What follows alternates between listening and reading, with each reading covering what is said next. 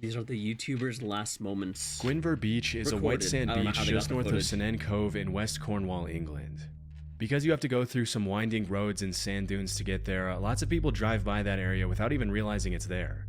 But for a YouTuber named Jacob Cockle, this was home.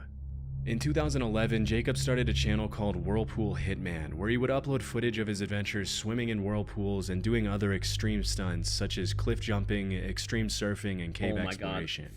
As of today, the channel has close to 150,000 subscribers. Nice. According to his family, Jacob lived his life on the edge, and his stunts often earned him covering shots in big surfing magazines and even prizes from the Sunday Times and National Geographic. In some of his whirlpool videos, Jacob would often throw stuff at a vortex and record random objects getting sucked down by the powerful currents. But in most of his videos, he would actually swim in the whirlpools himself, which is extremely dangerous as the swirling currents could easily pull a person under in seconds. Yeah, right. On May 28, 2013, the whirlpool that made Hale Estuary famous surfaced again, as it did a few times a year. And Jacob was determined to swim in it to capture some cool-looking footage for his channel. That day, he ran up to his friend and artist David Rain's house and asked him to film him as he swam around the whirlpool. David had collaborated with Jacob in the past, and seeing how excited his friend was, he agreed. Just like in the rest of his YouTube videos, Jacob brought a prop to the harbor to make his video more eye-catching to his viewers, and for this particular video, he decided the prop would be a horse mask. Oh no. For several minutes, Jacob swirled around the vortex's edge, letting the current carry him in a circle without dragging him down. At one point in the video, he mentions to his friend that swimming in a whirlpool was a lot like surfing because it was all about flowing with the currents. After filming for about 25 minutes, David mentions that they probably have enough footage and tries to get Jacob to come out of the water. You can't get out. I reckon you got enough there. Riding the current of it with your body. Are you? Yeah, it's really similar to surfing.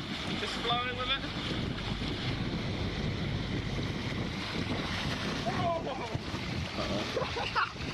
Okay. That's pretty scary. That's when you should get out. You got enough? I should really make the most of it. I don't know what else to do. Instead of getting out, Jacob asked David to hand him his stick-mounted GoPro so he could capture one last bit of underwater footage before calling it a day. A few seconds after he dived down, David started to worry as Jacob hadn't come back up to the surface. When he yelled his friend's name and received no response, he ran to the other end of the quay where the water flowed into a pool. That's when he saw his friend face down in the water and knew it was too late. What? Jacob was gone. But how? In March of 2014, Jacob's last footage was uploaded to YouTube with the haunting caption at the end of the video reading, "Live as if you were to die tomorrow, learn as if you were to live forever." At age 28, Jacob lost his life doing what he loved most. His funeral was attended by dozens more people than the church could accommodate, and they all gathered to celebrate his life and remember him as the fearless adventurer he was. A year after his passing, the harbor was renovated, and the whirlpool that had captivated Jacob and ultimately taken his life disappeared forever. Jeez. That's sad. James Stowe as soon as he said, you know, I've got enough footage, that's when he should have got out, and the guy who's narrating this is correct. But he was determined to just do a little bit more, you know, because that's what it was about for him. He's a YouTuber known for his unique train hopping videos, where he traveled across the country by riding on the back of freight trains, delighting his fans with his original piano playing, deadpan humor, and hilarious commentary on everything he saw. Due to the risk of falling off the train or getting caught between moving cars, train hopping is extremely dangerous. But that hasn't stopped people from doing it since before the Great Depression. And it definitely didn't stop James, or Stobe the Hobo as he often referred to himself on his YouTube channel of almost 60,000 subscribers and just a little over 60 videos. In some of his videos, you'll find comments from people claiming that they had met Stobe at bars and assumed he was lying when he told them he train hopped across the country filming his adventures. But every time, Stobe surprised them with some pretty awesome footage of his cross-country train hopping trips. From Palm Beach to Jacksonville, Stobe loved sharing his raw experience of life on the rails with his audience, who always supported him in his unending search for some pizza and a cold beer. Sadly, the adventure came to a tragic end for Stobe on November 8, 2017, when a deadly train accident in Baltimore took his life. Unfortunately, due to the lack of media coverage of his passing, it's hard to know what exactly happened to James Stobe. But the most familiar sources claim that he either fell off an overpass or his backpack got caught on a passing Amtrak train as he was standing on a bridge. That I can Because believe. his death left so many questions unanswered, a lot of his fans submitted requests for the Baltimore Police Department to release more information on the case. And they never but they did. were asked to remain respectful of Stope's family and give them space. Mm. As of 2024, most of Stope's fans still don't know exactly what happened to him. But if one thing's for sure, Stope the Hobo passed away doing what he loved most, and his legacy will live on forever. I mean, I get you're doing what you love, right? Like with the other guy.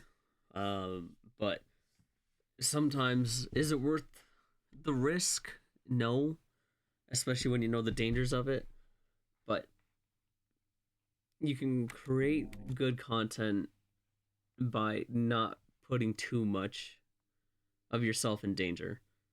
But it's a shame, man. High on Life was a pretty popular YouTube channel with over 600,000 subscribers. That's probably going to be my last line of every single section here. It's a shame. Starting in 2011, the High on Life crew uploaded more than 400 videos showing their audience what it was like to make a living as full-time travelers. From exploring beautiful tropical paradises, to cliff jumping, to diving sunken ships, High on Life always uploaded really cool videos of the crew's adventures across the globe. Living life by their motto, if you can, you should, embracing life to the fullest was at the heart of everything they did. Huh, okay. As mentioned in their channel description, part of their mission was to inspire their audience to get out and explore the world. For several years, the High on Life channel grew quickly, with travel content being released frequently. But on July 3, 2018, a tragic accident would forever change the lives of the 10 team members and their audience. I think I used to follow them on Twitter. On an old Twitter account. I think I used to follow these guys. The name sounds so familiar. That day, the Royal Canadian Mounted Police reported that 3 people had been swimming in one of the pools at the top of Shannon Falls when they suddenly slipped and fell into a pool about 100 feet below. Wow. Sorry, I just have to find out now. Hold on.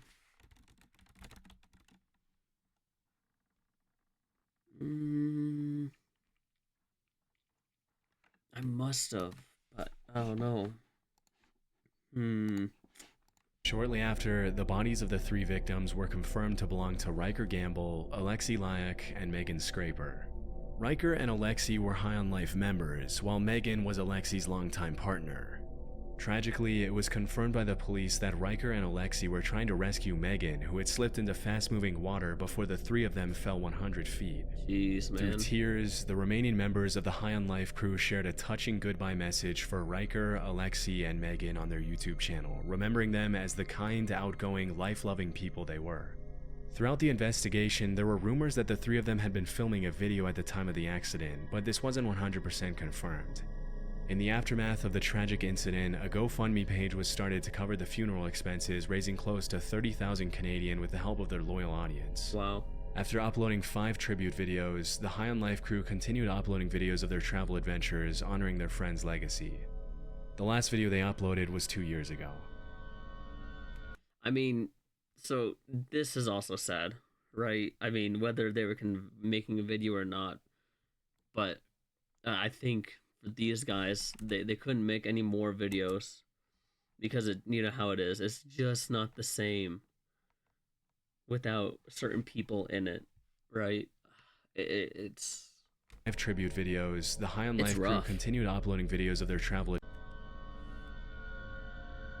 Since 2009, fitness model and actor Greg Plitt uploaded over 120 videos to his channel where he motivated his subscribers to work out, challenge their bodies and minds, and leave a lasting legacy. In a lot of his videos, he inspired his followers with a philosophy of extreme discipline and seizing every day as an opportunity to become a better version of themselves. Throughout his career, Greg inspired hundreds of thousands of young men to push beyond their limits, embrace hard work, and grab life by the horns. As a West Point graduate and Army Ranger who had jumped out of more than 1,000 planes throughout his career, Greg really did practice what he preached.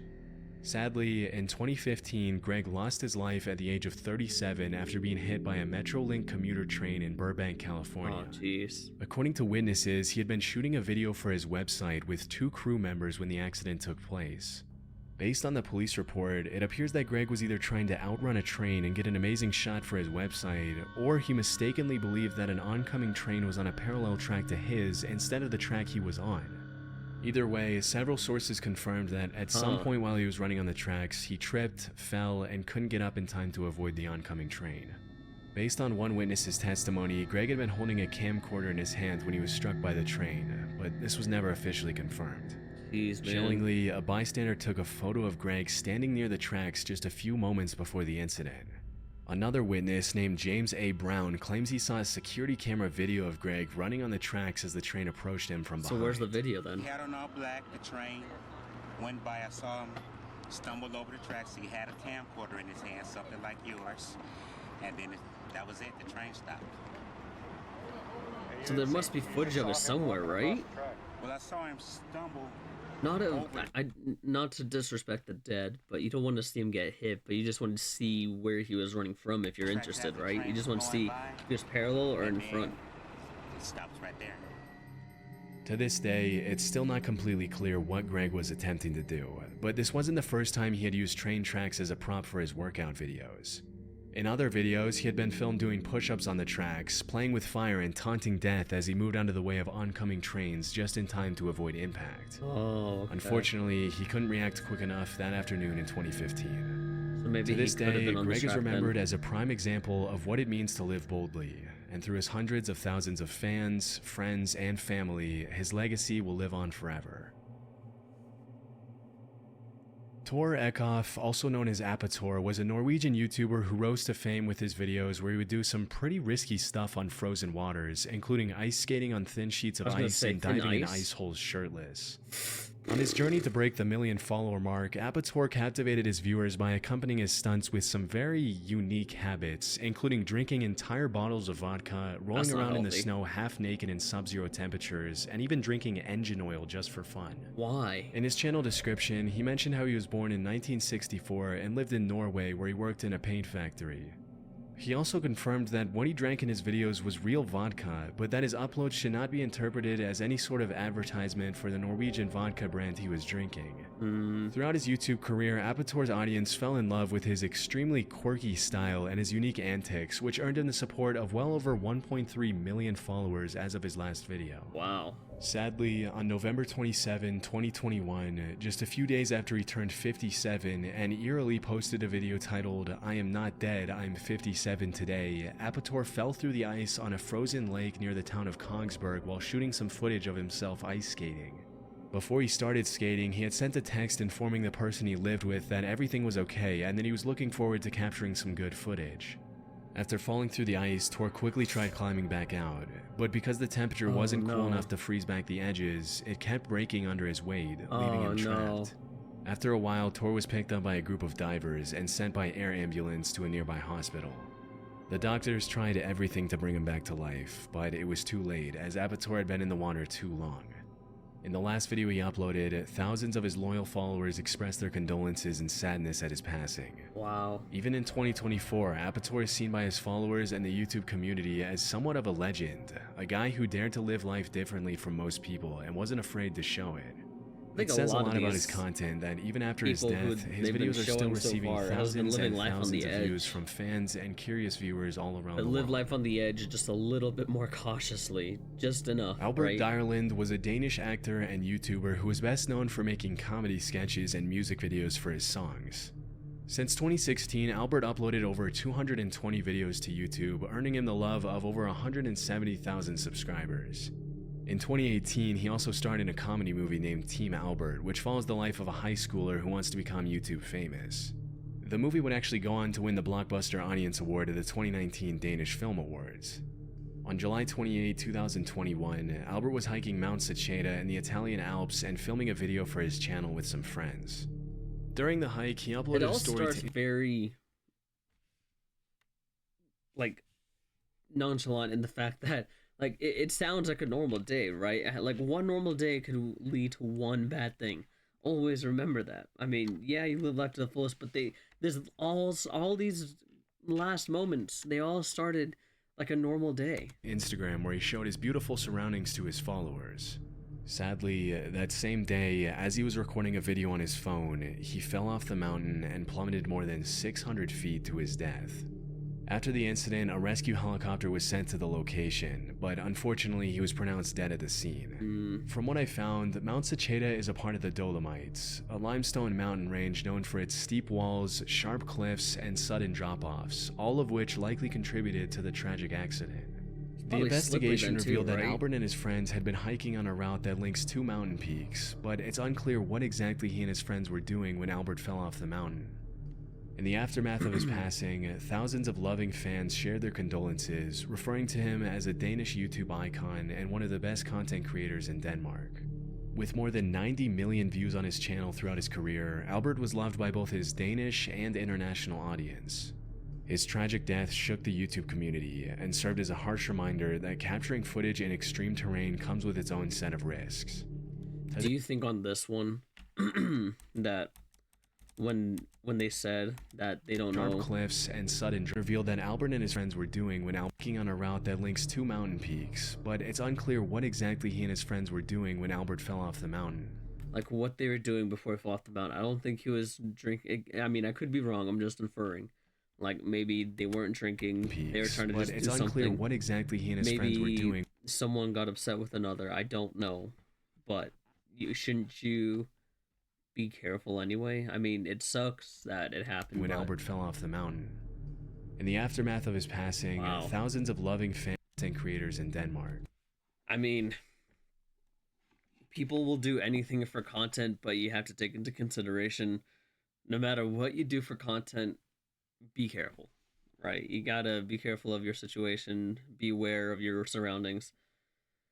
It's a shame that these guys lost their lives, but obviously they left a good impact on a very good impact on the community and their community. So it sucks, man, but do everything with some with confidence, but do it with some like playing it safe. Keep that in mind.